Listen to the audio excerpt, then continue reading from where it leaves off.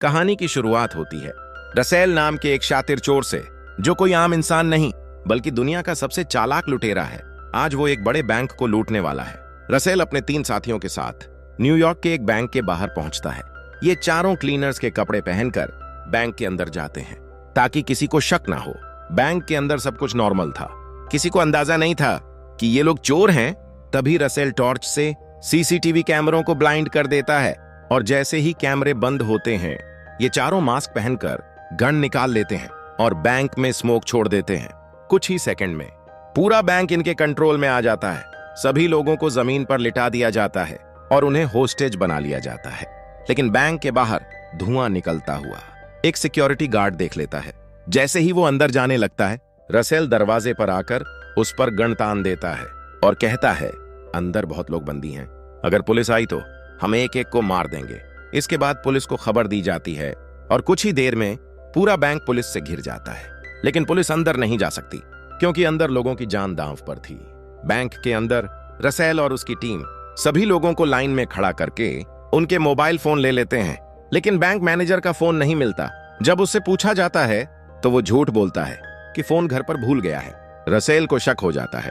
वो दूसरे फोन से मैनेजर के नंबर पर कॉल करता है और फोन की घंटी दरवाजे के पीछे से सुनाई देती है। अब रसेल गुस्से में आ जाता है।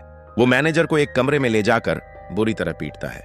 इससे सभी लोग डर जाते हैं और समझ जाते हैं कि चालाकी का अंजाम क्या होगा। दूसरी तरफ पुलिस स्टेशन में डिटेक्टिव कीट को दिखाया जाता है।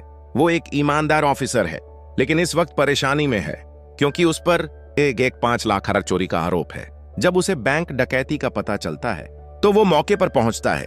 उसे लगता है अगर वो ये केस सॉल्व कर ले तो उसका नाम साफ हो सकता है। उधर बैंक का मालिक आर्थर भी खबर सुनता है, लेकिन उसे पैसों की परवाह नहीं होती।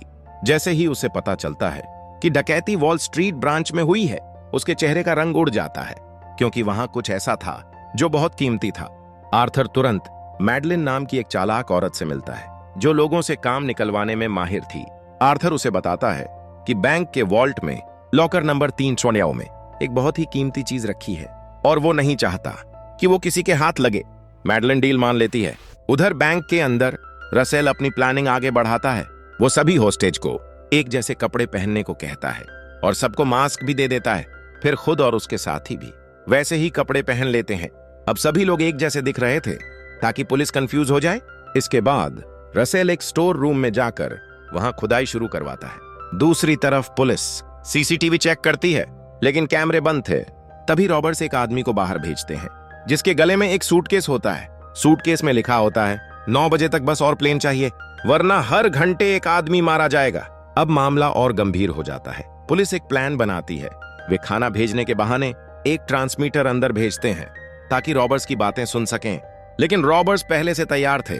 वे एक रिकॉर्डेड टेप चला देते हैं जिससे पुलिस बेवकूफ बन जाती है। उधर मैडलिन मेयर की मदद से रॉबर्ट्स से बात करने का मौका लेती है। वो रसेल से डील करने की कोशिश करती है, लेकिन रसेल उसे समझा देता है कि वो सब जानता है और उसे लॉकर 392 के बारे में भी पता है। रसेल उसे बताता है कि उस लॉकर में ऐसे सबूत हैं जो एक बड़े आदमी की सच्चाई खोल सकते हैं। अब मैडलिन समझ जाती है कि मामला बहुत बड़ा है और वो बाहर आ जाती है। डिटेक्टिव बैंक के अंदर जाता है और देखता है कि सभी लोग एक जैसे दिख रहे हैं, जिससे चोरों को पहचानना नामुमकिन है। रसेल उसे वापस भेज देता है, लेकिन डिटेक्टिव रसेल को पकड़ने की कोशिश करता है, जो फेल हो जाती है। रसेल गुस्से में एक नकली शूटिंग करता है जिससे पुलिस दबाव में आ जाए। अब पुलिस हमला करने का फैसला करती है, लेकिन तभी पता चलता है कि रॉबर्ट्स उनके प्लान सुन रहे थे क्योंकि पहले भेजे गए सूटकेस में उनका ट्रांसमीटर था। अब रॉबर्ट्स अपना आखिरी प्लान शुरू करते हैं। वे बैंक में स्मोक भर देते हैं और सभी होस्टेज को बाहर भागने देते हैं। सभी एक जैसे कपड़ों में थे, इसलिए पुलिस कंफ्यूज हो जाती है। पुलिस सभी लोगों को पकड़ लेती है, लेकिन किसी को पहचान नहीं पाती। जब बैंक की जांच होती है तो पता चलता है कि एक भी पैसा चोरी नहीं हुआ और गन भी नकली थी। यह सब देखकर पुलिस हैरान रह जाती है। उन्हें लगता है कि यह सब एक चाल थी। रसेल कहीं गायब हो चुका था। कोई नहीं जानता कि वो कहां गया। असल में रसेल पूरे समय बैंक के अंदर ही छुपा हुआ था। वो उसी दीवार के पीछे छुपा था जहां उसने खुदाई की थी। कई दिनों बाद जब सब कुछ शांत हो जाता है, वो आराम से बाहर निकलता है और पुलिस को बिना पता चले वहां से निकल जाता है। और जाते जाते वो वही सबूत भी साथ ले जाता है जो आर्थर के खिलाफ थे।